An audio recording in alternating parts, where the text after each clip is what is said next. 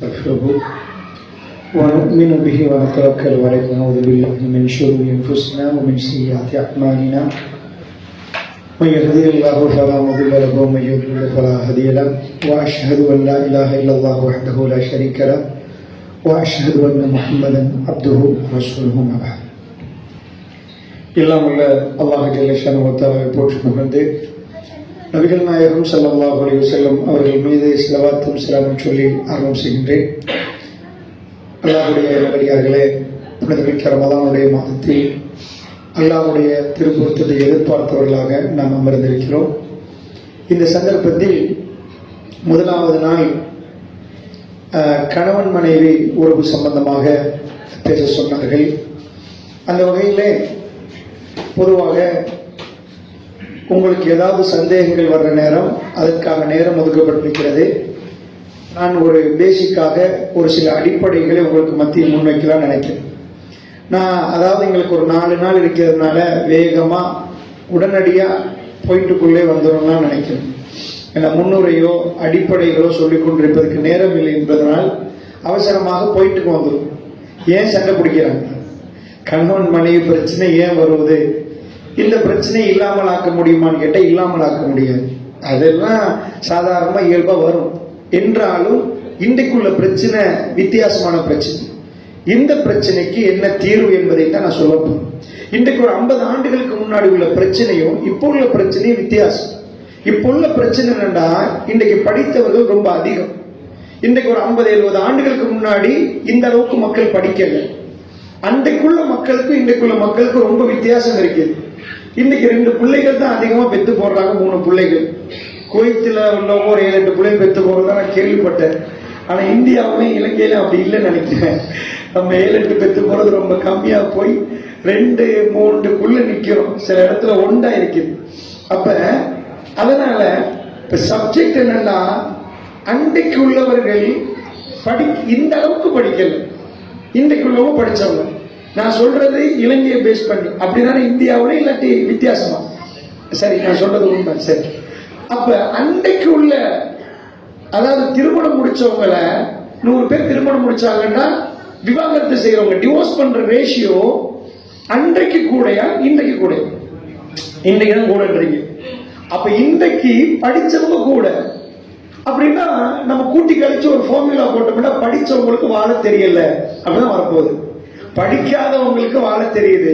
100 பேர் திருமணம் முடிச்சு கொடுத்தாங்கன்னா ஒரு 10 பேர் டிவோர்ஸ் பண்ணிட்டாங்கன்னா 90 பேர் வாழ்றாங்க. இன்னைக்கு 50-50 பெரிய பேலஸ்ல எடுக்கிறாங்க திருமணத்தை. எவ்வளவு பேர் அழகா எடுக்கலாமோ, எவ்வளவு ஆடம்பரம் எடுக்கமோ எடுக்கிறாங்க. 6 மாசம் ஆகல முக்காடு போட்டு போக வேண்டிய நிலைமை.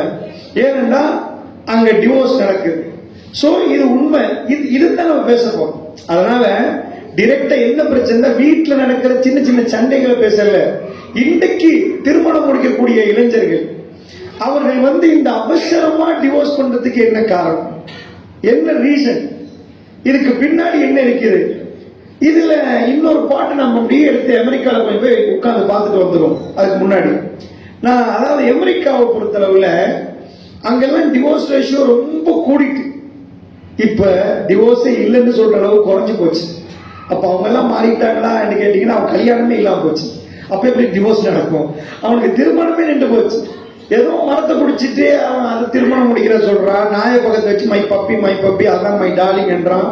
அதுக்கு போற ஆம்பளை சொல்றான், எனக்கு பொம்பளை சரியே வராதுப்பா, எனக்கு ஆம்பளை என் ஃப்ரெண்டு என்ன நல்லாவே புரிகிறான், கார் பெச்சாயிட்டுன்னா என் வைஃப் கோல் அடிச்சு உனக்கு ரோட்ல போக தெரியாது, மத்தவெல்லாம் போகலையான்னு கேட்கிறான். என் கூட்டாளி எனக்கு என்ன பண்றான், என் ஃப்ரெண்ட் எனக்கு டயர் மாத்தி தர்றான். அப்ப எனக்கு ஃப்ரெண்டோட வாழ்றது நல்லமா அவளோட வாழ்றது நல்லமான்னு அவன் என்னமோ குதர்க்கமா கேட்கிறான். வித்தியாசமா இதுவரைக்கும் உலகத்துல அவன் தகப்ப அப்படி நினைச்சிருந்தான்னு அவன் பிறந்தே இருக்க மாட்டான். ஆனா அது அமெரிக்காவில் ஒரு பெரிய ஒரு இதா போச்சு. இது இப்போ ஒபாமாக்கு முன்னாடி நடந்தது. ஒபாமா 2 தடவை தேர்தலில் நின்றாரு. அதுல 2வது முறை நிக்க முன்னாடி இந்த கோரிக்கை அமெரிக்கர்கள் வச்சாங்க, போராட்டமா வச்சாங்க. எங்களுக்கு ஹோமோசெக்ஸ், இந்த ஆணான் திருமணம் பெண் திருமணத்தை சட்டமாக்கணும். ஒபாமா என்ன பண்ணிட்டாருன்னா, அவர் சட்டமாக்கல, அவர் மேல குற்றச்சாட்டு பெயரும் என்பதனால அவர் உடனே தூக்கி மக்கள் பக்கத்துல போட்டாரு. நீங்க சொன்னீங்கன்னா நான் சட்டமாக்கவும் தேர்தல் வைக்க மாட்டார். அதுக்கென்று ஒரு தேர்தல் வைக்கப்பட்டுச்சு. அமெரிக்கர்கள் மேல காரை துப்பணும், அவங்கள உள்ள நல்ல மனிதர்கள் எத்தனை பேர் என்ற அளவுக்கு அந்த தேர்தல் முடிவு வந்துச்சு. more than 66% of the Americans, 66% மேற்பட்ட அமெரிக்கர்கள் வாக்கு போட்டாங்க, சட்டமாக்கண்டு அமெரிக்கால சட்டமாச்சு. ஹோமோசெக்ஸ் சட்டமாக்கப்பட்டுச்சு. அதுக்கு பிறகு இந்தியாவிலாம் நிறைய பேர் அதுக்கு ஆர்ப்பாட்டம் பண்ணாங்க. இப்ப இலங்கையெல்லாம் பெரிய இது, அவங்கள வாழ்க்கை ரொம்ப மாறி போச்சு. இன்னைக்கு பெருமையா பேசுவாங்க ஸ்ரீலா, ஏதாவது இலங்கையில் ஒரு பெரிய ஃபேமிலி உள்ளவங்க எல்லாம் எப்படிப்பா வாழ்க்கை, லிவிங் டுகெதர். என்னடா லிவிங் டுகெதர்டா, 2 பேர் வாழ்வாங்களாம், 3 மாசத்துக்கு போற அவங்களுக்கு ரொம்ப விருப்பம் இல்லாம இருக்குமா. 2 பேர் வாழ்ந்தாங்கன்னா இவங்க செலவு அவர் பார்ப்பாரு, அவர் செலவு இவங்க பார்ப்பாங்களாம். ஹோட்டல்ல பர்கர் ஆர்டர் பண்ணிட்டாங்கன்னா இவர் பர்கருக்கு இவர் பே பண்ணுவாராம், அம்மா பர்கருக்கு அவங்க பே பண்ணுவாங்களாம். சோ இப்படி வாழ்ந்துட்டு போறவங்க எங்களுக்கு பிடிக்கலன்னு, நீங்க போங்க நாங்க போறோம், 2 பேரும் பிரிஞ்சிருவாங்களாம். அது வர காட்டியும் அந்த பிளட்ல 2 பேரும் ஆஃபா ரெண்ட் பே பண்ணிட்டு இருந்தாங்க. புதுசா கண்டுபிடிச்சிக்கிறாங்க லிவிங் டுகெதர், ரொம்ப இன்ட்ரெஸ்டா இருக்கிறாங்க. அப்படி வாழ்வோன்னு ஒரு முடிவு எடுத்திருக்கிறாங்க. நான் கேட்கிறேன், காட்டுள்ள விலங்குகள் மட்டும் இந்த முடிவு எடுத்துன்னு வைங்க, நாம முடிச்சு. இதுக்கு மேல எல்லாத்தையும் இறைவன் அற்புதமா படைக்கிறான். ஹைபாப்ன்ற ஒரு ஃபாரஸ்ட் இருக்கு அமெரிக்கால. அந்த ஃபாரஸ்ட்ல என்ன பண்ணாங்கன்னா, அந்த மான் எல்லாத்தையும் ஒரு பக்கம் ஆக்கி, புலி எல்லாத்தையும் இன்னொரு பக்கமா இது பண்ணி ஒரு ஆய்வு பண்ணினாங்க, என்ன நடக்குது. ஏன்னா புலி மானை சாப்பிடுது.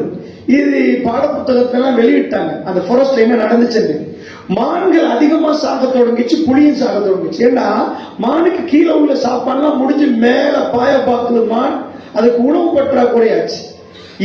அதுக்கு பிறகு அவங்க சொன்னாங்க, இது சமத்துவம். இறைவன் என்ன படைச்சிட்டான்டா, 2000 மானுக்கு ஒரு 10 புளிய படைச்சு போட்டு அது சரியா தேவைப்படுற மாதிரி சாப்பிட்டு எல்லாம் பேலன்ஸ் பண்ணி வச்சிருக்கிறான்னு பாட புத்தகத்துல, விஞ்ஞான புத்தகத்துல நான் படிக்க போக எனக்கு நல்ல ஞாபகம். அந்த பாடம் நான் படிச்சிருக்கிறேன், அந்த பாடத்தை படிச்சு தருவாங்க. இதுதான் பேலன்ஸ் சிஸ்டம். இறைவன் சொல்ல மாட்டாங்க அவங்க, விஞ்ஞானத்துல இறைவன் வரும், அது வரவே வராது, அது ஒழிச்சிருவாங்க. எல்லாத்துக்கும் ஒரு கொஸ்டின் கேட்பாங்க புத்திசாலி மாதிரி, மைக்கை கண்டுபிடித்தது யார், அதான் ஃபர்ஸ்ட் கேள்வி. ஃபர்ஸ்டுக்கே சொல்ல மாட்டாங்க ரேடியோ, அதுல உள்ள டிரான்சிஸ்டர், அதுல உள்ள ரெசிஸ்டர் ஒன்னும் பேச மாட்டாங்க. ரேடியோவை கண்டுபிடித்தது யார், சின்னதை நாங்கெல்லாம் படிச்சுக்கோம், மாக்கோனி இன்றைக்கு மனசுல நிக்குது, சஹாபாக்கள் பேர் மாதிரி. டிவியை கண்டுபிடித்தது யாருன்னா ஃபர்ஸ்ட் தொடங்குவோம், அதுல என்னெல்லாம் இருக்குது, VHF என்ன, UHF என்ன, அதெல்லாம் பேச மாட்டான். வெரி ஹை ஃப்ரீக்வன்சி, அதெல்லாம் தேவையே இல்லை. இதை கண்டுபிடித்தது யார், ஜான் லொகி பயார். விஞ்ஞானத்துல இப்படிதான் தொடங்கும். எல்லாத்தையும் கண்டுபிடிச்சவன் யாருன்னு கேட்பான். மனுஷன் கண்டுபிடிச்சவன் யாருன்னு வரவே வராது, குரங்குன்னு வரும். சரிப்பா, குரங்கு கண்டுபிடிச்சவன் யாரு, அது வரக்கூடாது, அது குரங்கு தாண்டும், அதுக்கு மேல வராது. அதை மட்டும் அப்படி நிப்பாட்டிடுவோம். இப்ப சாப்டர் என்னன்னா, இவங்க விஞ்ஞானத்துல என்ன சொல்றாங்கன்னா, பேலன்ஸ் சிஸ்டத்தை பேலன்ஸ் பண்றதுக்கு இறைவன் அப்படி படைச்சிருக்கிறாங்க. சோ மனித குலத்துக்கும் இறைவன் அப்படின்னா ரீப்ரொடக்ஷன் வச்சிருக்காங்க. ஆணும் பெண்ணும் இந்த மகரந்த சேர்க்கை, இத மாதிரி இந்த மரங்களுக்குள்ள மகரந்த சேர்க்கை நடக்கிற மாதிரி ஆணும் பெண்ணும் திருமணம் முடித்து அந்த சந்ததி அவங்க பெற்றெடுத்தாதான் உலகம் ஓடும். சோ இன்றைக்கு அமெரிக்கர்கள் எடுத்த முடிவு புத்திசாலித்தனமாக இருந்தா உலக நிக்கல். சைனாவில் அதான் நடந்துச்சு. சைனா நான் சொன்ன, சைனா பொருளாதாரம் இந்தியாவுடைய பொருளாதாரம், அதாவது இந்தியா தான் இப்ப வேர்ல்ட்ல லார்ஜஸ்ட் பாப்புலேஷன். இதுக்கு முன்னாடி சைனா ஒரு முடிவு எடுத்தாங்க, ஒரு புள்ள தான் பெத்த எடுக்கணும், அதுக்கு மேல பிள்ளைகள் பெத்தெடுத்தீங்கன்னா கவர்மெண்ட்டுக்கு நீங்க ஃபைன் கட்டணும் பண்ணிட்டான். இந்தியா இப்ப பாப்புலேஷன்ல கூடிட்டு, இப்ப சைனா சட்டத்தை மாத்திருக்கிறான்.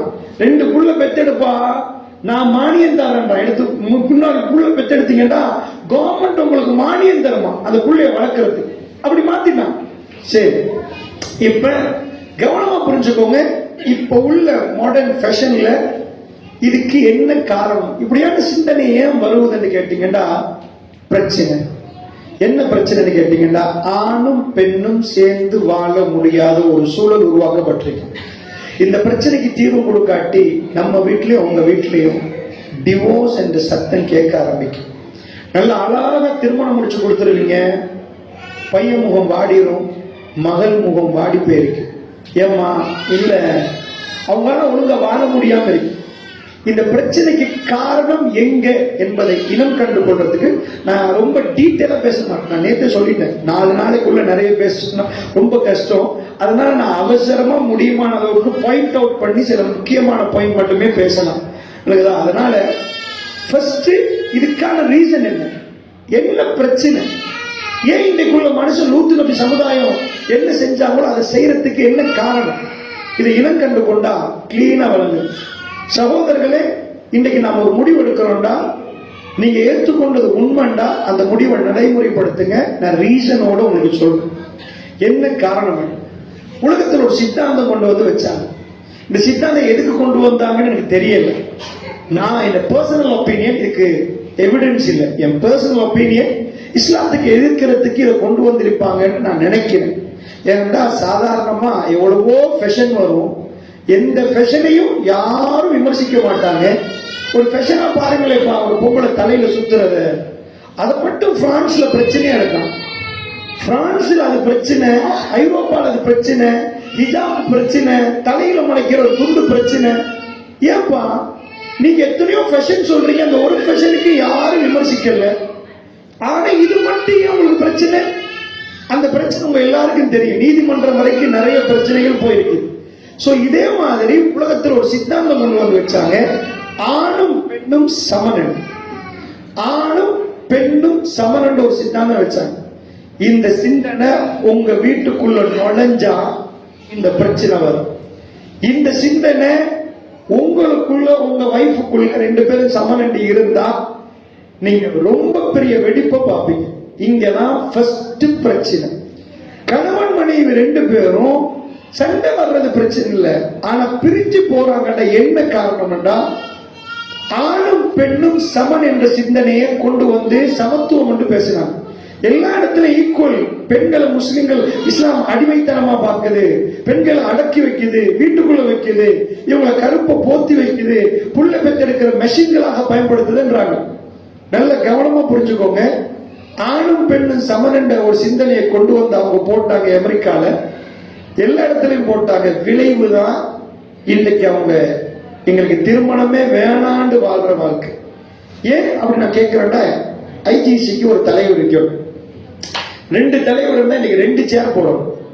ஒரு தலைவர் என்ன கூப்பிட, மற்ற தலைவர் இன்னொரு ஆளை கூப்பிட, ரெண்டு மைக் வைக்கணும். உங்களுக்கு ஒண்ணுமே கேட்காது. ஒரு பள்ளிவாசலுக்கு ஒரு தலைவர் இருக்கணும். தலைவர் இல்லைன்னா வர்றவர் போறவரெல்லாம் முடிவெடுத்துட்டாங்கன்னா, ஒரு பாடசாலைக்கு அதுக்கு ஒரு முதல்வர், அதாவது ஒரு பிரின்சிபல் இருக்கணும். அந்த பிரின்சிபல் தான் முடிவெடுக்கணும். இல்லைன்னா ஒரு டீச்சர் 10 மணிக்கு வருவாங்க, 2-3 பிரின்சிபல் இருந்தா ஒவ்வொரு பிரின்சிபலும் ஒவ்வொரு மாதிரி சொல்லுவாங்க. எல்லாத்துக்கும் தலைமை வேணுமா? அமெரிக்காவுக்கு ஒரு பிரசிடென்ட் வேணுமா? பிரான்சுக்கு ஒரு பிரசிடென்ட் வேணுமா? ஸ்ரீலங்காவுக்கு ஒரு பிரசிடென்ட் வேணுமா? ஆனா குடும்பத்துக்கு தலைவன் வேணாமா? அது என்னது?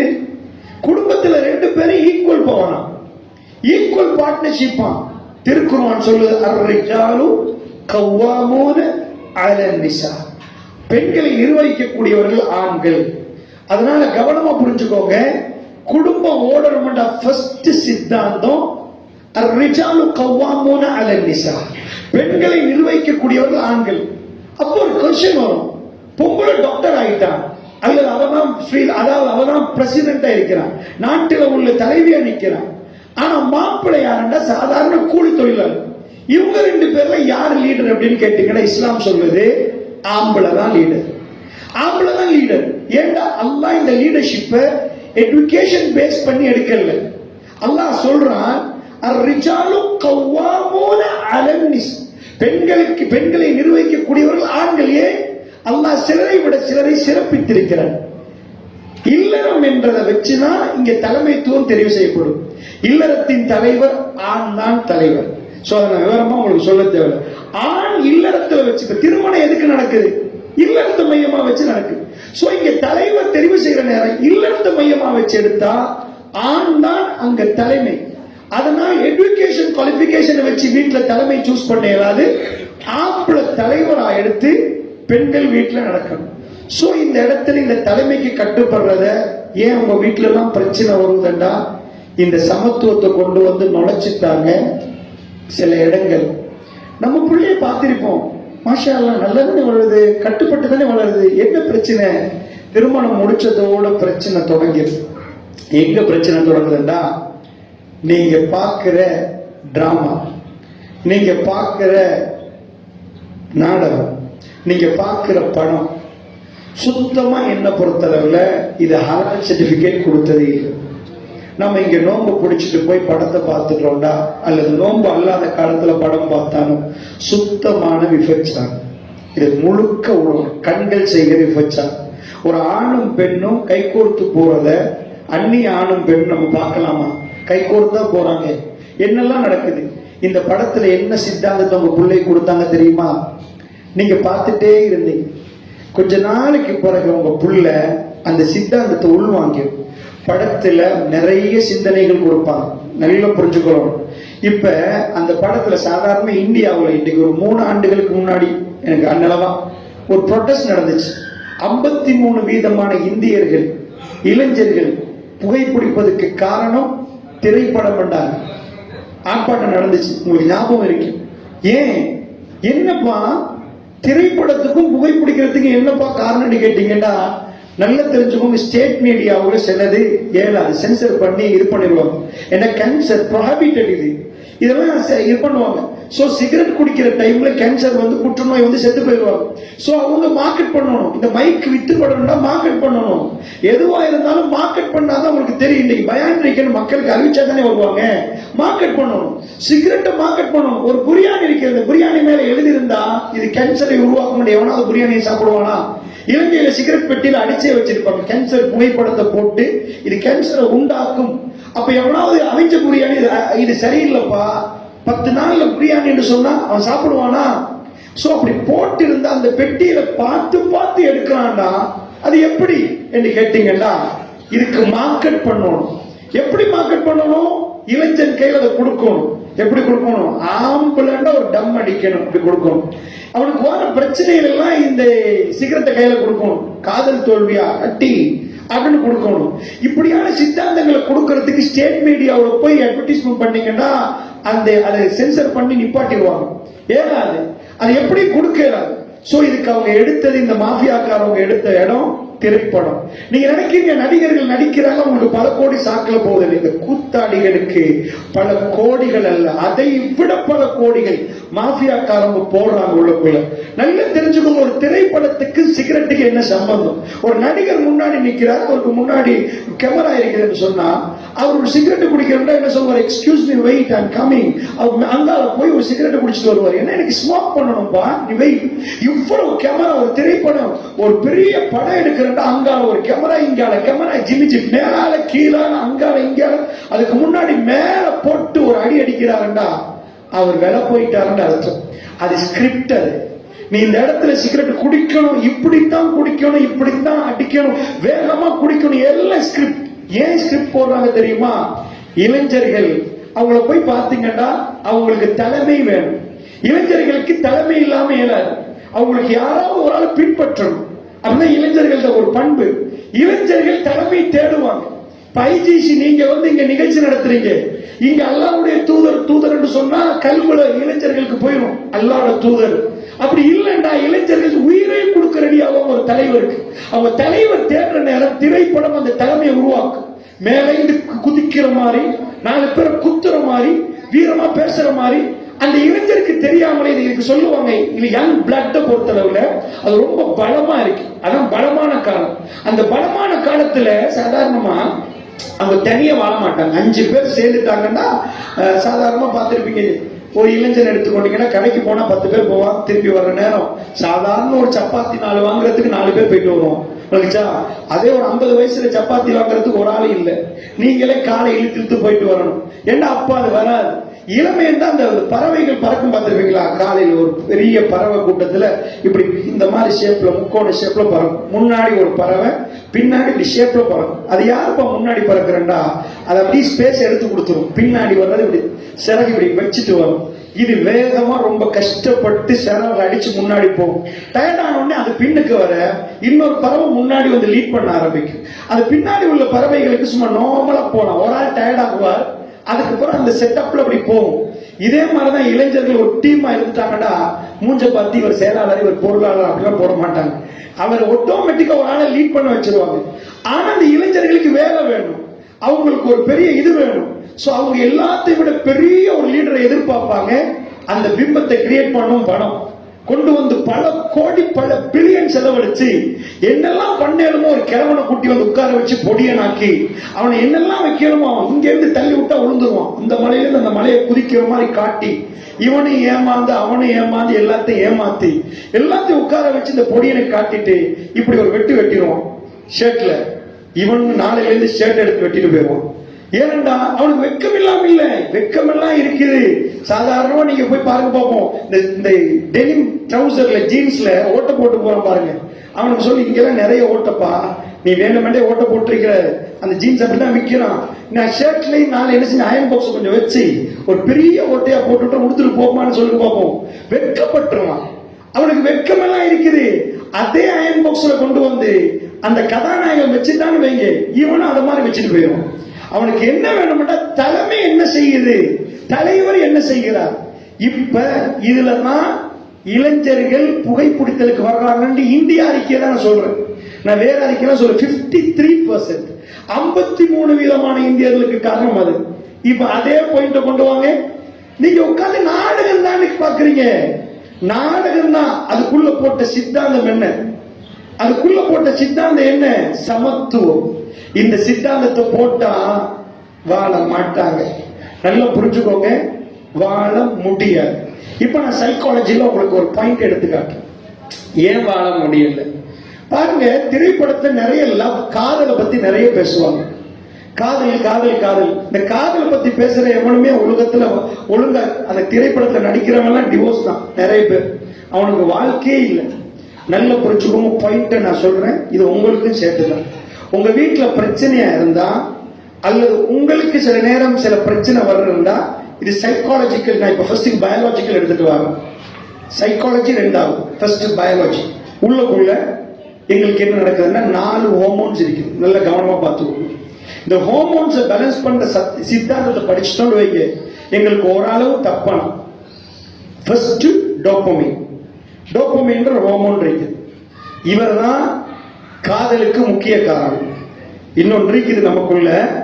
அதாவது ஆம்பளைக்கு ஒரு ஹோமோன், பெண்ணுக்கு ஒரு ஹோமோன் இருக்கு. Testosterone, oestrogen. அது பெண்ணுக்கு சுரக்கிற நேரம் அவங்களுக்கு ஆசை வரும், ஆம்பளைக்கு அவங்க ஆன்மை வளர்க்கும். ஆனா இப்ப காதலுக்கு என்ன காரணம்? கல்யாணம் முடிச்ச போற அந்த ஈர்ப்பு இல்லாம போகுது. நிறைய பேருக்கு அதான் பிரச்சனை. காதலிக்க போக்குள்ள சூப்பரா இருக்குது, கல்யாணம் முடிச்ச போற இல்ல, இன்னொரு பொம்பளை தேடி போய் காதலிக்க பாக்குறது. இப்ப அவளே திருமணம் முடிக்கிற மாதிரி பாக்குறது. இல்லைன்னா காதல்ல ஒரு எக்ஸைட்மெண்ட் கிடைக்குது. நல்லா புரிஞ்சுக்கோங்க, இங்கதான் பிரச்சனை. இங்கதான் பிரச்சனை. இந்த பிரச்சனைக்குரிய சொல்யூஷனை எப்படி நிவர்த்தி செய்யலாம், சைக்காலஜி என்ன சொல்லுது, பயாலஜிக்கலி நம்ம பார்ப்போம், அப்புறம் இஸ்லாம் என்ன சொல்லுதுன்னு பார்ப்போம். அப்ப இந்த டோபமைன் என்ன பண்ணா நல்ல சுரக்க ஆரம்பிச்சு, நல்ல சுரப்பிட்டு வைங்க, நல்ல ஸ்பைக் ஆயிட்டா எக்ஸைட்மெண்ட் கிரியேட் ஆகும். நல்ல எக்ஸைட் ஆயிடும் அவனுக்கு. அதுக்கு பிறகு அந்த புல்ல ஒரு எக்ஸைட்மெண்ட் வர ஆரம்பிக்கும். சோ இந்த டோபமைன் திருமணம் முடிச்சதுக்கு பிறகு கம்மி ஆகுதான் உளவியலாளர். அதாவது சொல்றாங்க, ஏன் கம்மி ஆகுது தெரியுமா? இந்த மைக் ஒன்றுதான் இருக்குது, ஒரு 2 மைக் இருக்கு. நீங்க 20 பேர் இந்த மைக்கை கேட்கறீங்க, மைக் விலை ரொம்ப கூடிடும். 20 மைக் இருக்குது, நீங்க 2 பேர் தான் மைக் கேட்கறீங்க. தூக்கி வீசுமா மடியில, 20 இருக்குப்பா, விலை ரொம்ப கம்மியா போயிடும். ஏனென்றா டிமாண்ட் இல்லாம போயிடும். இதுதான், அதாவது இந்த டோபமைன் நல்ல ஸ்பைக் ஆயிரும். ஒரு யுவதி, அந்த யுவதி இவர் காதலிக்கிற நேரம், ஏன்னா இன்னொரு ஆள் தூக்கிட்டு போகலாம்ன்ற ஃபீலிங் வர்ற நேரம் பிரெயின் ரொம்ப ஜாக்கிரதையா நடக்கும், எக்ஸைட்மெண்ட் கூடும், அது நடக்கும். திருமணம் முடிச்ச பிறகு ஏன்டாண்டு வந்த பிறகு டிமாண்ட் கம்மி ஆயிரும். சோ பிரெயின் என்ன பண்ண மாட்டா, ஆட்டோமேட்டிக்கா டோபமைன் லெவலை கம்மி ஆக்கிடும்.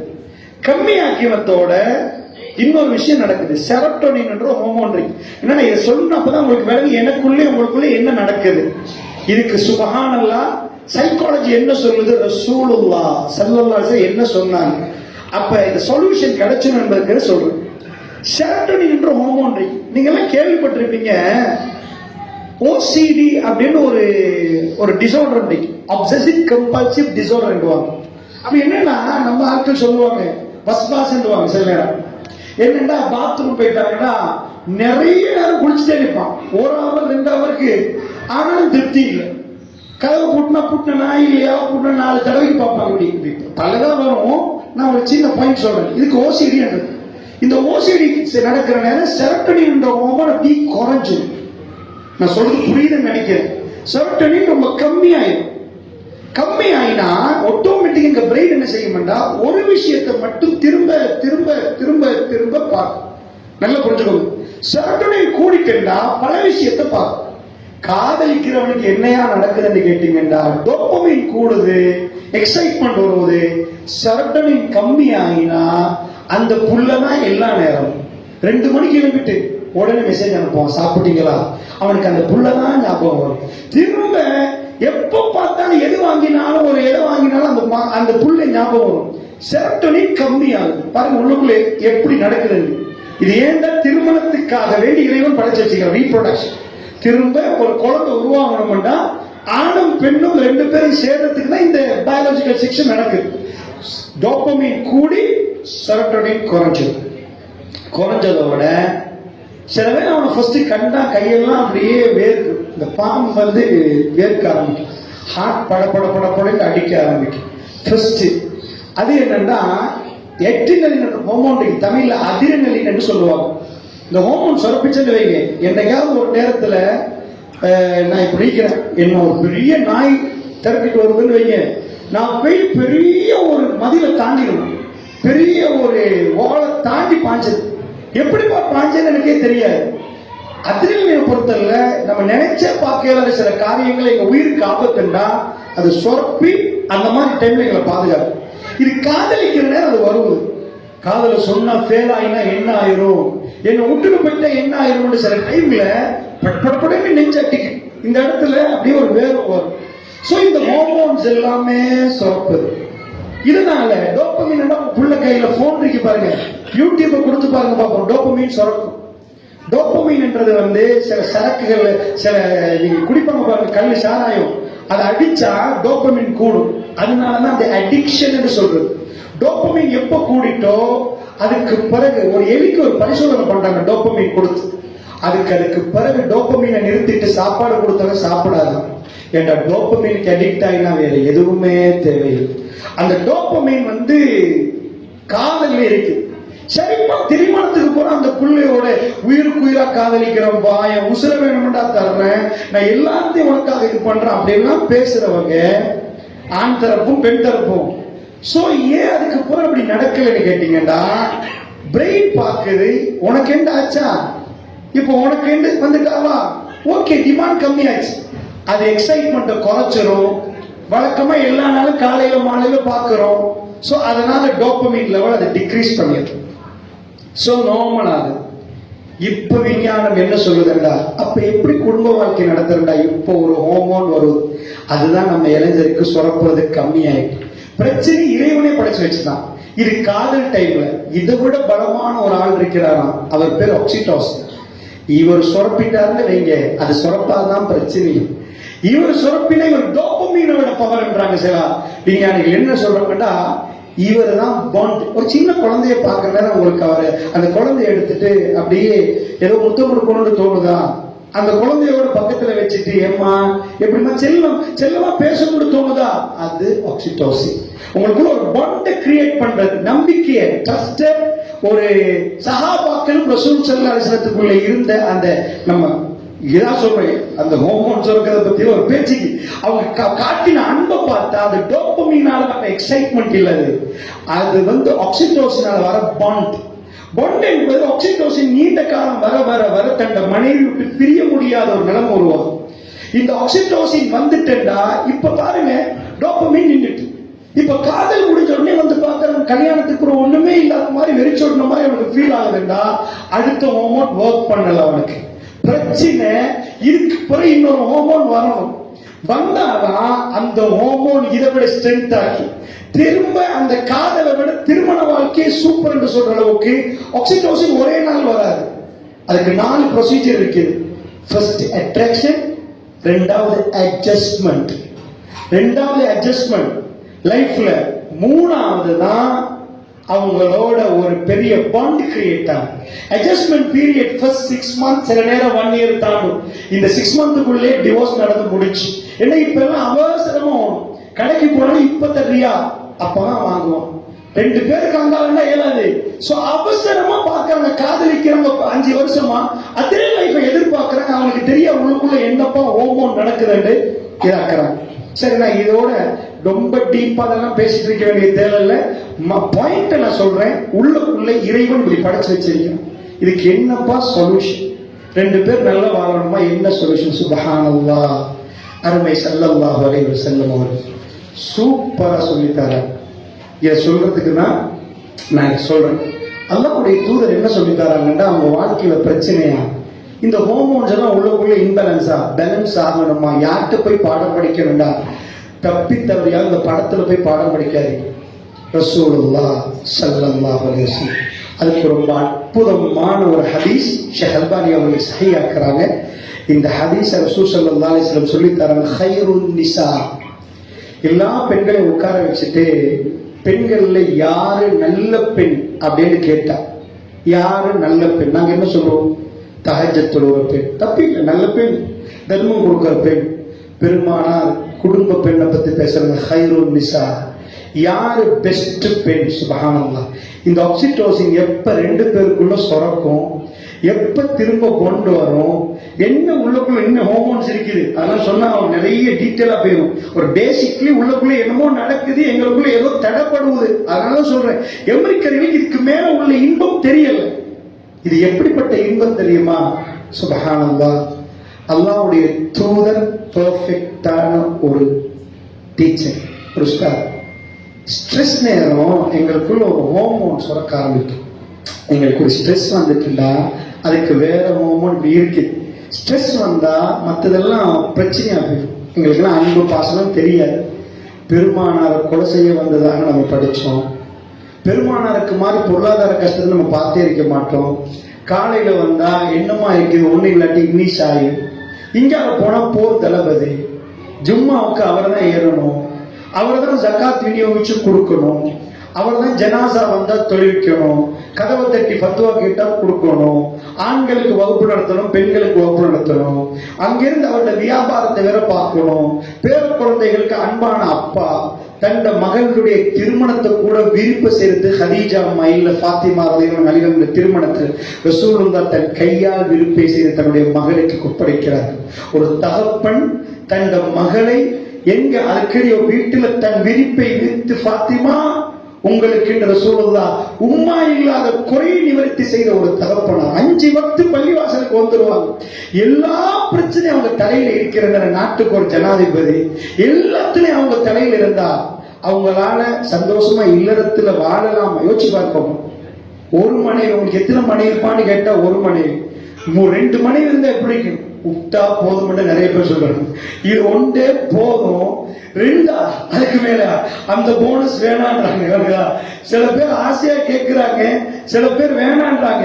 அந்த ஆசையா கேட்கிறவங்கள பாத்தீங்கன்னா அவங்களுக்கு இன்னும் விளப்பம் இல்லை, திருமணம் முடிக்காதவங்க அப்படி மாதிரி நினைக்கிறாங்க. இந்த காலத்துல என்ன பிரச்சனைன்னு கேட்டீங்கன்னா டென்ஷன். இந்த பொருளாதாரம் இவ்வளவு கொடுத்தும் பத்தாதுண்டா, இதுக்கு மேல இன்னொரு பொம்பளை வச்சுட்டு இதை விட டபுளா உழைச்சா கிட்னியும் போயிடும், ஹார்ட்டும் போயிடும், இப்பவே பாதி போற மாதிரி இருக்குது அப்படின்னு சில ஆண்கள் சொல்றாங்க. பிரச்சனை, அல்லாஹ்வுடைய தூதருக்கு 11 மனைவிமார்கள், ஏக காலத்துல 9 மனைவி. பெருமானாருக்கு 9 மனைவி. இன்னைக்கு இந்த மனைவி என்ன, நாளைக்கு அந்த மனைவி. இப்ப ஆயிஷா அம்மா தான் ஓபன் புக்கா எல்லாத்தையும் வெளியிடுறாங்க. சில மனைவிமார்கள் சில செய்திகளை மட்டும் சொல்றாங்க. ஆயிஷா அம்மா ஃபுல் கிளியரா அத்தனையும் சொல்றாங்க. அதுல ஒரே ஒரு பாயிண்ட் நான் நினைக்கிறேன், டைம் முடிச்சுட்டு ஒரு 5 நிமிஷம் எடுத்துட்டு நீங்க கொஸ்டின் கேளுங்க, நாளைக்கு மற்றதை பார்ப்பேன். என்ன சொன்னேன், இந்த தலைப்பு பெருசு, இதை தொட்டா பல மணித்தியாலும் போயிடும். ஆனா அதை வேண்டிக் கொண்டதுக்காக வேண்டி நம்ம என்னன்னா இது இந்த டைம்ல செஞ்சு அதை கொஞ்சம் டீட்டெயிலா விளக்க வேண்டி வரும். ஆயிஷா ரலியல்லாஹு அன்ஹா அவங்களுக்கு ரசூல் ஸல்லல்லாஹு அலைஹி வஸல்லம் திருமணம் முடிக்கிற டைம்ல பேசி வைக்கிற நேரம் 6 வயசு. அவர்கள் ஆயிஷா ரலியல்லாஹு அன்ஹா ரசூலுல்லாஹ்வுடைய வாழ்றதுக்கு தொடங்குற நேரம் வயதுக்கு வந்ததுக்கு பிறகு, மதீனாவுக்கு வந்த பிறகு 9 வயசு. ரசூல் ஸல்லல்லாஹு அலைஹி வஸல்லம் 9 ஆண்டுகள் வாழ்றாங்க. யோசிச்சு பாருங்க பார்ப்போம். பெருமானாருக்கு ஆயிஷா அம்மாவுக்குள்ள டிஃபரெண்ட் எத்தனை வருஷம் நினைக்கிறீங்க? எத்தனை வருஷம் டிஃபரன்ஸ்? 54 வருடம் டிஃபரெண்ட். பெருமானாருக்கும் ஆயிஷா அம்மாவுக்கும் சரி 45 வருடம் டிஃபரெண்ட். அந்த அளவுக்கு ரசூல் ஸல்லல்லாஹு அலைஹி வஸல்லம் அவர்களுக்கும் ஆயிஷா அம்மாவுக்கும் ஒரு டிஃபரெண்ட் இருக்குது. இவ்வளவு டிஃபரெண்டா இருந்தா நாம சில பேர் திருமணம் முடிச்சு கொடுத்தா சொல்லுவோம், அந்த சின்ன பிள்ளை கொண்டு போய் இவருக்கு குடிச்சு கொடுத்தா பிரச்சனை வராம இருக்குமா, அல்லது இப்படி மாறியும் பேசுவோம். ஆனா அல்லாஹ்வுடைய தூதர் 40 வயசு கதீஜா அம்மாவோட வாழ்ந்தாங்க. அப்ப ரசூலுல்லாஹ் 15 வருஷம் பேக்ல இருந்தாங்க. மக்காவோட ஃபுல்லாவே கதீஜா அம்மா தான், வேற யாரும் திருமணம் முடிக்கல. மதீனாவில் ஆயிஷா அம்மா உட்பட நிறைய பேர் முடிக்கிறாங்க. இவங்க தான் வயசு குறைந்தவங்க, ஆயிஷா அம்மா. சோ திருமணம் முடிச்சதுக்கு பிறகு 2 வாழ்க்கையை நீங்க எடுத்து பார்த்தீங்கன்னா, கதீஜா அம்மாவோட வாழ்ந்த வாழ்க்கை தனியா படிச்சு பாருங்க. அல்லாஹ்வுடைய தூதர் மறக்கவே இல்லை, அது அற்புதமான ஒரு வாழ்க்கை. கதீஜா ரலியல்லாஹு அன்ஹாவுடைய தங்கச்சி வந்து கதவை தட்டு நேரம் கதீஜா குரல் என்பாங்க ரசூல். ஆயிஷா நாயகி சில நேரம் கடிஞ்சு கொள்வாங்க, இன்னும் மறக்கலையான்னு கேட்பாங்க.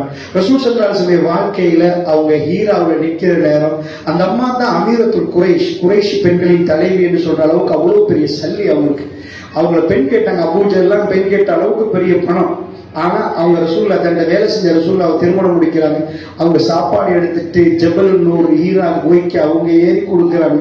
5 வருஷமா ரசூல்லா அங்க போயிட்டு வர்ற பழக்கம் இருந்துச்சு.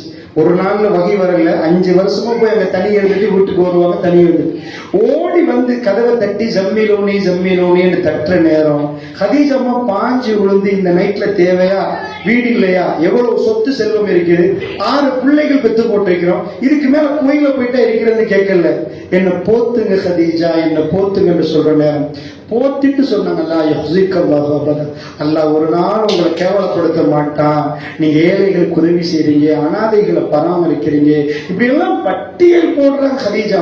அந்த வாழ்க்கை தனி. ஆயிஷா அம்மாவோட வாழ்ந்த வாழ்க்கையை எப்படி சொல்லணும்? ரசூலுல்லாஹ் இந்த பாடத்தை நடத்துறதுக்கு தகுதியானவர் இந்த உலகத்துல வேற யாரும் இல்லை, ரசூலுல்லாஹ் தான் என்பதுக்கு நான் என்ன சொல்றேன்னா, ரசூல் ஸல்லல்லாஹு அலைஹி வஸல்லம் எந்த மனைவியும் ரசூலுல்லாஹோட வாழ்ந்து டிவோர்ஸ் பண்ணல, வெளியில போயிட்டு இவர் இப்படிதான் சொல்லல. பொருளாதார இன்னைக்கு ஒரு மனைவியை கூட்டிட்டு வருவோம், நிஜமா அனுபவிச்சிருப்பாங்க, நாங்களும் அனுபவிச்சிருப்போம் எல்லாரும் அப்படின்னா. ஆனா நீங்க பொருளாதாரத்தை கொஞ்சம் இறுக்கி பாருங்க பார்ப்போம், சாப்பிடறதுக்கு வழி இல்லாம 2 கிழமை வச்சு பாருங்க பார்ப்போம், ஓடிடுவாங்க. அது அவங்க தாங்குவாங்கன்னு சொல்லி, அதான் நோமல். இது கொடுக்கலடா. ஆயிஷா அம்மாக்கு எத்தனை வயசு?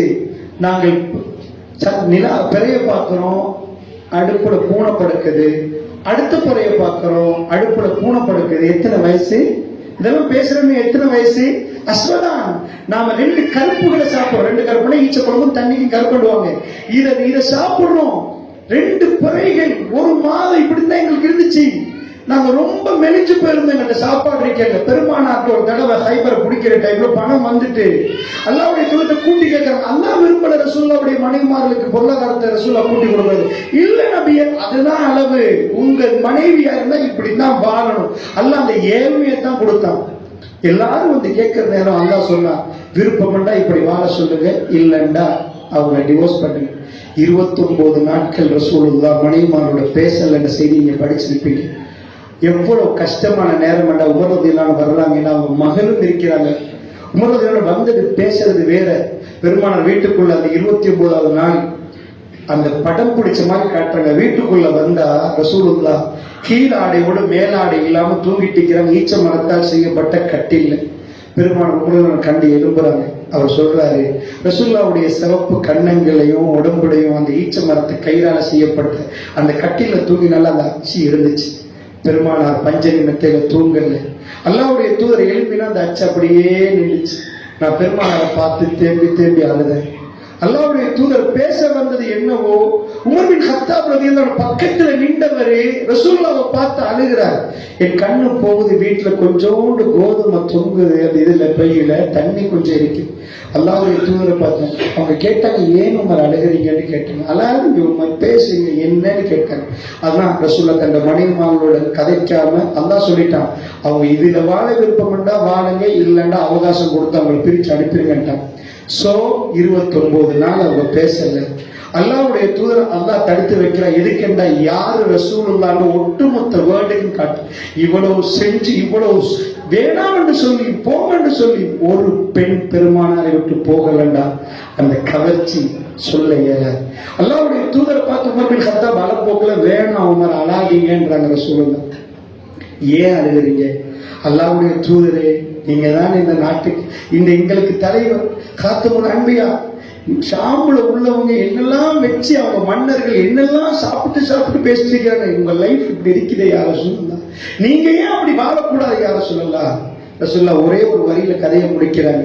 உமர், அல்லாஹ் எங்களுக்கு அவங்களுக்கு துனியாவை கொடுத்துட்டு எங்களுக்கு ஆகிராவை தந்திருக்கிறது. அல்ல அவங்களுக்கு துனியா லனல் ஆகிரா. உமர், எங்களுக்கு ஆகிரா போதாதான்னு கேட்டாங்க. இதை பொருந்து கொள்ள மாட்டீங்களான்னு கேட்டாங்க. அவங்களுக்கு துனியாவை கொடுத்துட்டான் உமர், எங்களுக்கு ஆகிரா வாக்களிச்சிருக்கிறான்.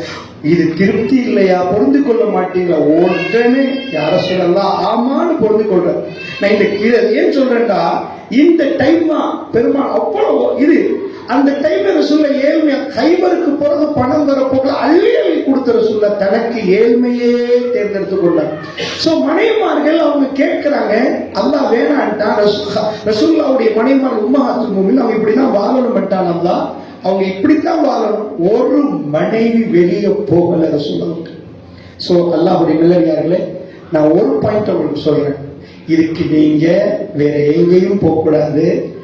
எல்லா சைக்காலஜி, எல்லா ஹோமோன்ஸும் ரசூலுல்லாஹ் சொல்றேன், நான் செய்தியை சொல்றேன், எல்லாம் பேலன்ஸ் ஆகி ஆக்சிடோசின் நல்லாவே சுரப்பி பெரிய பாண்டை கிரியேட் ஆகி லைஃப் ஸ்மூத்தா ஓடும். இந்த ஹதீஸ் நேரடியா நம்ம ஒளிவியல படிச்சுட்டு வர டைம்ல இந்த ஹதீஸ் ரொம்ப அற்புதமான ஒரு இதை சொல்லி தருது. நான் ஒரு விஷயம் சொல்றேன் கேளுங்க. இவ்வளவு பேர் ஷேக்ஸ்பியர் நிறைய கவிதை எழுதியிருக்கிறாரு, காதல் அது இது நிறைய பேசுறாங்க. எனக்கு தெரியாது ஹஸ்பண்ட் வைஃப் மடியில மரணிச்ச செய்தி நீங்க எத்தனை இடத்துல கேள்விப்பட்டிருப்பீங்க. மௌத்தாக முன்னாடி ஹஸ்பண்டுக்கு பள்ளி துளக்கி விட்டு மூஞ்செல்லாம் கழுவி விட்டு மடியில வச்சு மௌத்தாக்கினாங்கன்னு பார்த்திருப்பீங்களா? கம்மி. ஆயிஷா அம்மாவுடைய வீட்டில் ரசூலுல்லாஹ் வெறும் 18 வயசு, பெருமானாரை தாங்கிக் கொண்டிருந்தது 18 வயசு ஆயிஷா அம்மா. திங்கட்கிழமை காலை மலக்குல் மௌத் வருகிற நேரம் நெருங்குது. பெருமானாரோட அந்த ஹதீஸை கொஞ்சம் பரட்டி பாருங்க. மெல்ல மெல்ல ரசூலுல்லாஹ் சக்கராத்துல ஆயிஷா அம்மா மடியை நெருங்குறாங்க. யோசிச்சு பாருங்க, தன்னை மனைவி, எங்களுக்கெல்லாம் ஏதாவது சோறு இல்லாமல் போய் சிக்கன் குனியால ஏதாவது குனியா வந்துச்சுண்டா, ஏதோ சோறு இல்லாமல் போனோம்டா மனைவி மடியிலே போகும். எங்களுக்கு பிலோ இருக்குதா இல்லையா, கம்ஃபர்ட் எதுவுமே தெரியாது. எனக்கு சும்மா விட்டுருங்க, யாரும் பக்கத்துல வராதீங்க. காத்தமுல் அன்பியா இன்னலில் மௌத்தி சக்கராத், மரணத்துக்கு சக்கராத் ஒரு மயக்கம் இருக்குது. ரசூலுல்லாஹ் அதை கூட ரொம்ப அற்புதமா இருந்துச்சு. அல்லாஹ்வுடைய தூதர் ஃபர்ஸ்டா நோய்வாய்ப்பட்ட நேரம் எல்லா மனைவிமாரும் வந்து அழுகுறாங்க பார்த்துட்டு. அல்லாஹ்வுடைய தூதர் பெருமானார் ஒரு குஷன் தான் கேட்கிறாங்க. உங்களுக்கு இந்த ஹதீஸ் எல்லாருக்கும் தெரியும். நாளைக்கு நான் யாரு வீட்டுலன்னு கேட்கிறேன். பெருமானார் எதுக்கு கேட்கிறாங்கண்டா, ஒரு தலைவன் நான் இருந்த ரசூல் ஸல்லல்லாஹு அலைஹி வஸல்லம் நீதம் என்பது இதை விட ஒரு நீதத்தை நீங்க பார்க்க மாட்டீங்க. நாளைக்கு நான் யாரு வீட்டுலன்னு கேட்கிறேன். அப்பதான் மணிமார்கள் கேட்கிறாங்க, யார சொல்லலாம், யாரு வீட்டுக்கு போகணும்? ஆயிஷா வீட்டுக்கு. ஆயிஷா வீட்டுக்கு மனைவிமார்கள் சம்மதம் தெரிவிக்கணும். பெருமானார் ஒரு போது ஆயிஷா வீட்டுக்கு போற அப்படி இல்லை. இன்றைக்கு இந்த மனைவி அவங்களுக்கு தான். ஏன் சொல்ல ஆயிஷா வீடு தேர்ந்தெடுத்து கொண்டாங்க? இல்லறத்தில் ஈடுபடவா? இல்லை. அவங்களுக்கு குடும்ப வாழ்க்கை நடத்தையில அவங்க ரொம்ப பலகீனம் ஆயிட்டாங்க. ஆயிஷா அம்மா வீட்டுக்கு போன செய்தியெல்லாம் படிச்சு பார்க்க இப்ப டைம் இல்லை. அதெல்லாம் படிச்சு பார்த்தீங்கன்னா தெரியும். திங்கட்கிழமை காலையில எல்லாரும் வந்து போனதுக்கு அப்புறம் ஆயிஷா தம்பி வர்றார், அப்துல் ரஹ்மான், பால்குடி உறவு. அவர் கையில குச்சி இருக்கு, மிஸ்வாக் பண்ற குச்சி, அராக். அந்த குச்சி எடுத்துட்டு வர போல ரசூலுல்லாஹ் கேட்கிறாங்க, யார சொல்லலாம், அல்லாஹ்வுடைய தூதர் பள்ளிக்கு போக முன்னாடி விளக்குவாங்க, பள்ளியில போயிட்டு வந்து விளக்குவாங்க. யார சொல்லலாம், புகாரில வருவது. அல்லாஹ்வுடைய தூதரே வேணுமான்னு கேட்கிறாங்க. பெருமானான சப்தம் வெளியே வராத அளவுக்கு வீக் ஆகிட்டாங்க. கொஞ்ச நேரத்துல மௌத்தா போயிடுவாங்க. தன் தலையால் ரசூலுல்லாஹ் வேணுமா ஆயிஷாண்டாங்க. ஆயிஷா அம்மா எடுத்து தன்னுடைய வாய்க்குள்ள போட்டு அதை சுத்தப்படுத்தி தன்னுடைய உமிழ்நீர் கலக்க பெருமானாருடைய வாயில போட்டு அதை துப்புரப்படுத்துறாங்க. சொன்னாங்க, என்னுடைய உமிழ்நீர் பெருமானாருடைய வாயில் கடைசியாக கலந்த உமிழ்நீர் என்றாங்க ஆயிஷா அம்மா. தன் மடியில ரசூலுல்லாஹ் மெல்ல மெல்ல நெருங்கினாங்க. கற்பனை பண்ணி பார்க்கவே இயலாது. எத்தனையோ ஜனாசாக்களை காத்து முகாத்தமுல் அன்பியா தன் 18 வயசு மனைவி. ஏண்டா ஆயிஷா அம்மா மட்டும்தான் அந்த வயசு அவங்களுக்கு. இதுக்கு திரும்ப திருமணம் முடிக்க இயலாது.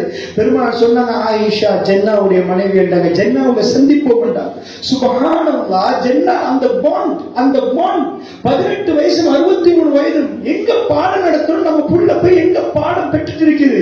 இந்த கூத்தாடி சைத்தானுடைய படத்தை பார்த்து டிவோர்ஸ் பண்றதா, பெருமாளுடைய வாழ்க்கையை பார்த்து நம்ம பிள்ளைக்கு சொல்லிக் கொடுத்து வாழ்க்கையில என்ன அற்புதமான வரிகள் அந்த ஹதீஸ்ல சொல்ல முன்னாடி சொல்ற அல்லாஹ்வுடைய தூதர் மெல்ல மெல்ல போக ஆயிஷா அம்மாவுடைய நெஞ்சுக்கும் களத்துக்கும் இடப்பட்ட ரசூலுல்லாஹ் தலையை வைக்க மடியில ஆயிஷா அம்மா இருக கட்டி பிடிச்சி அவுராதுகள் ஓதுறாங்க. ஃபைனல் மூமெண்ட்டை வீடியோ பண்ண மாதிரி விவரிக்கிறாங்க. யாருமே வீட்டுக்குள்ள இல்லை. ரசூலுல்லாஹ் மௌத்தாகிற நேரம் வெளியில் உள்ள தோழர்கள் அங்கே வெளியில நிற்கிறாங்க. ஏன்னா மஹ்ரம் அஜ்னபி சட்டம் பேணணும். உள்ளக்குள்ள வரையில அல்லாஹ் காத்தமுல் அன்பியாவை சுமக்கிறதுக்கு கொடுத்தது வெறும் 18 வயசு. ஆயிஷா அம்மாட மடியில தான் இந்த உலகத்துல நாம நம்முடைய உயிரை விட மேலான மதிக்கிற ரசூலுல்லாஹ் இருந்தாங்க. கடைசி நாட்கள் எல்லாம் ஆயிஷா அம்மா வீடு தான். புதன், வியாழன், வெள்ளி, சனி, ஞாயிறு, திங்கள் ஹதீஸை பரட்டி பார்த்தீங்கன்னா ஃபுல்லா அங்கதான் இருந்தாங்க. மற்ற மணிமகள் வந்து பார்த்துட்டு போவாங்க. கடைசி நிமிடத்துல அல்லாஹ்வுடைய தூதருக்கு அவுராதுகளை ஓதுற நேரம் அல்லாஹ்வுடைய தூதர் திடீரென்று அல்லாஹ் மக்ஃபிர்லி 3 முறை ஆயிஷா அம்மா சொல்றாங்க, நான் கிட்ட போய் காதை வைக்கிறேன். ரசூலுல்லாஹ் பேச்சு வரல. இன்னலில் மௌத்தி சக்கராத் என்றாங்க. மௌத்துக்கு ஒரு மயக்கம் இருக்கின்றாங்க. அல்லாஹ் மக்ஃபிர்லி 3 முறை கேட்டாங்க. அல்லாஹ்வே என்ன மன்னிச்சு, அல்லாஹ்வே என்ன மன்னிச்சு. இதான் மௌத்துக்கு முன்னாடி ரசூலுல்லாஹ் கேட்கிறது. தொடர்ந்து வாழ்க்கையில ஒவ்வொரு நாளும் இஸ்திக்ஃபார் பண்ண ரசூலுல்லாஹ் அவருடைய எல்லா பாவங்களையும் அல்லாஹ் மன்னித்ததாக சொல்கிறான். சூரா ஃபத்ஹ்ல முன் செய்த பாவம் பின்னாடி என்னெல்லாம் நடக்குமோ அதை எல்லாம் மன்னிச்சதாக பெருமான அல்லாஹ்வை சந்திக்க போகிற பயணத்துல அல்லாஹ் இறைவன் என்ன மன்னிச்சு ஆயிஷா விவரிக்கிறாங்க. அப்ப ரசூலுல்லாஹ் கையை பிடிச்சி இப்படி பிடிச்சாங்க. போதும் என்று சொன்ன மாதிரி இருந்துச்சு. நான் நிப்பாட்டிட்டேன். அதான் ரசூலுல்லாஹ்வுடைய கடைசி நிலைமை. நான் ஓதுவதை நிறுத்திவிட்டு பெருமானார் மேலே பார்த்தாங்க. விரல் மேலே போச்சு. கண்ணு முகட பார்த்துச்சு. அல்லாஹும்ம ஃபிர் ரஃபீக்கில் அலா. அந்த சத்தம் கேட்கல முழுமுழுக்கிற மாதிரி. அல்லாஹ்வே உயர்வான தோழன் ரசூலுல்லாஹ். அல்லாஹும்ம ஃபிர் ரஃபீக்கில் அலா. ஆயிஷா நான் பின்னாடி சொல்லுங்க, பெருமானார் வாழ்ந்த டைம்ல எனக்கு சொல்லியிருக்கிறாங்க, நபிமார்களுக்கு மலக்குல் மௌத் வந்ததுக்கு பிறகு வா இப்ப நீங்க உயிரை எடுக்கவா அல்லது அவகாசம் தரவான்னு கேட்பாங்க. அந்த நேரத்துல நபிமார்கள் என்ன முடிவெடுக்கிறாங்களோ அது கேட்பதான். ஆயிஷா அம்மா சொன்னாங்க, என் மடி காலியாக போறதை நான் உணர்ந்தேன். பெருமானார் இதை கேட்கிற நேரம் பெருமானார் ஆஹிராவை தெரிவு செஞ்சுட்டாங்க. என்னை விட ஆரம்பிச்சுட்டாங்க.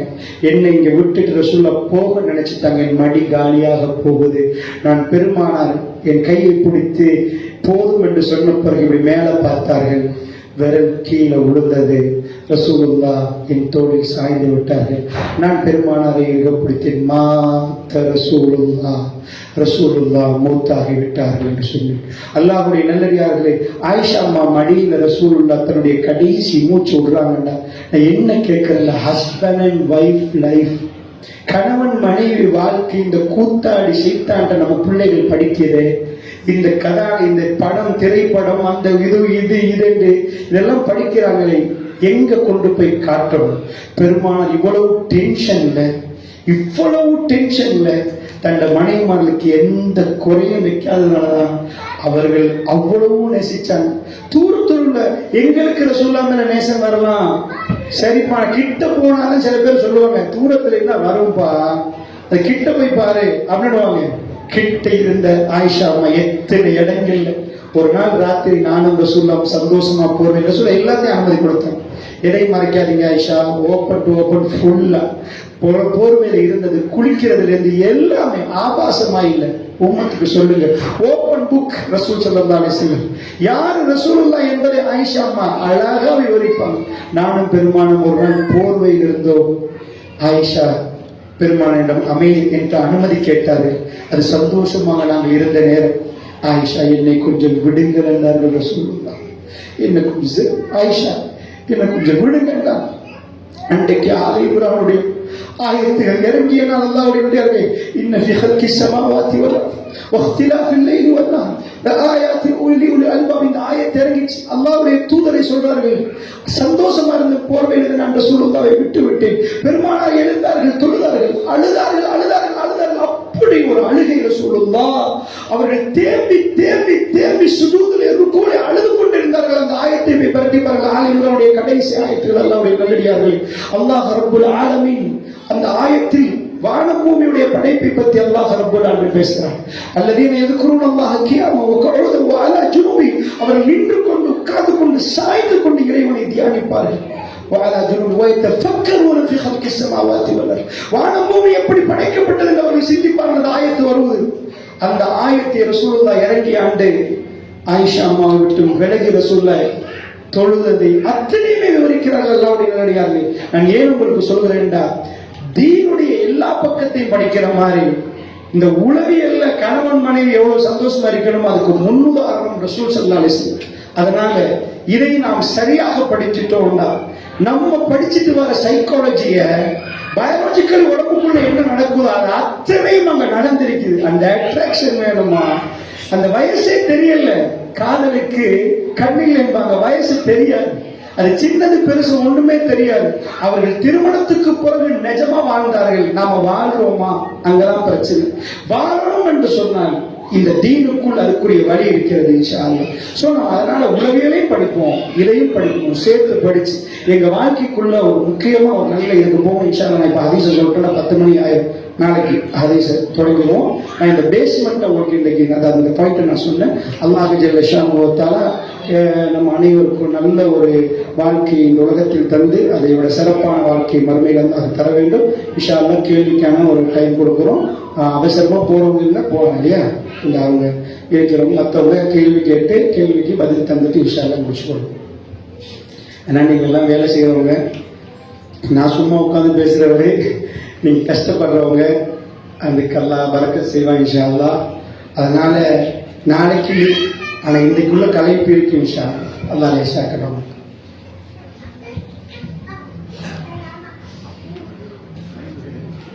கேள்விகள் இருந்தால் இன்னைக்கு தொடர்புங்க, டக்குன்னு நம்ம ஆரம்பிச்சிடுவோம்.